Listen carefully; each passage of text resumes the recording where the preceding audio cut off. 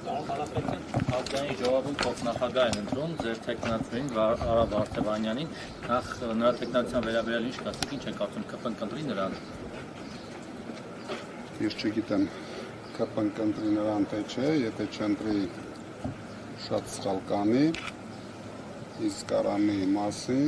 Արամը միջազգային մասշտաբի ամենատաղանդավոր մարդկանցից մեկն է։ Բայց այսօր նրան հիշեցնում են, որ դու մի քանի ճամփար ես փոխել, եղել ես հանրապետական, հետո քոչարանական, հիմա եկել մտել ես ուժեղ Հայաստան։ Ճիշտ արել, որ եկել մտել է ուժեղ Հայաստան։ Ինչի՞։ Նախորդ երկուսները վատն են։ Վատը չէին, բայց մարդուն զարգացումը միշտ անհրաժեշտ է։ Փորձել է տեսել, որը դուրս չեկա, որն է ճիշտ է։ Հիմա կանա համալսարանը կավարտել, սկզբից մի հատ համալսարանը կավարտում, հետո գնում եք ուրիշ,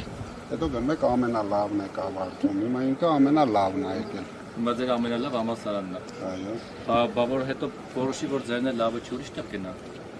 Դրա հավանականությունը 0 է։ Պարոն Կարապետյան, նկատեցինք, որ դատավարությանը զուգահեռ նաև ուշ-ուշով հետևում եք ազգային ժողովի նիստերին,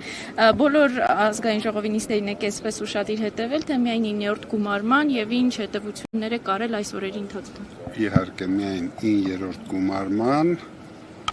եւ նախկին ազգային ժողովի մի քանի հետաքրքիր էպիզոդներ նայել եմ։ Պարոն Կարապետյան, ձեր նախորդ նիստի մի հայտարարությունը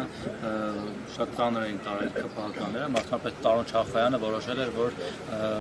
ԿՊ-ի թասիվը ինքը պետք է պաշտպանի ձեր արտահայտությունից, որ ասել եք Յորվամիշ, ու տենց դա ոնց որ կռվի թեմա դարձավ։ Սրա վերաբերյալ ինչ կասեք։ Ասածը ԿՊ-ին չէր վերաբերվում էր ինձանից բիզնես խլողներին։ Եթե իրենք այդպես արձագանքեցին, իրենց պրոբլեմն է։ Ինչ եք կարծում,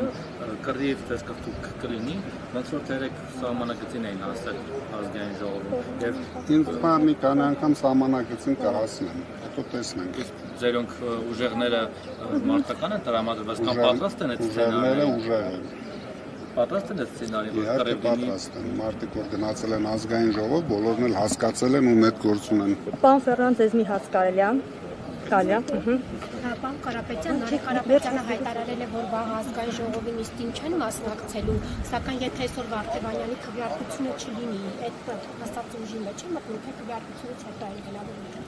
Դե ինձ թվում է, եթե այսօր չլինի, վաղը մինչև ժամը 2-ը կարող է լինի։ Եթե չլինի, ուրեմն չեն մասնակցի։ Քվեարկությունից հետո է։ Վարդևանյանը ասում, որ ինձ կառավարական մեքենա չի, պարգևաճառներն էլ ուղղելու է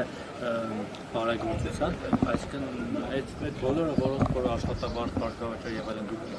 ձեր ռեսուրսով եք ապահովելու ձեր դիմացիներին, որ չնեղվեն հանկարծ ԿՊՀ-ականներից չմնան։ Ոչ, իրենք աշխատավարձ, ով ցանկանում է կստանա, իսկ ով հրաժարվի, ուրեմն հրաժարվի։ Ուրեմն ինքը դրա կարիքը չունի։ Իրեն Նարեկ Կարապետյանի մասով ասացին ԿՊ-ից, որ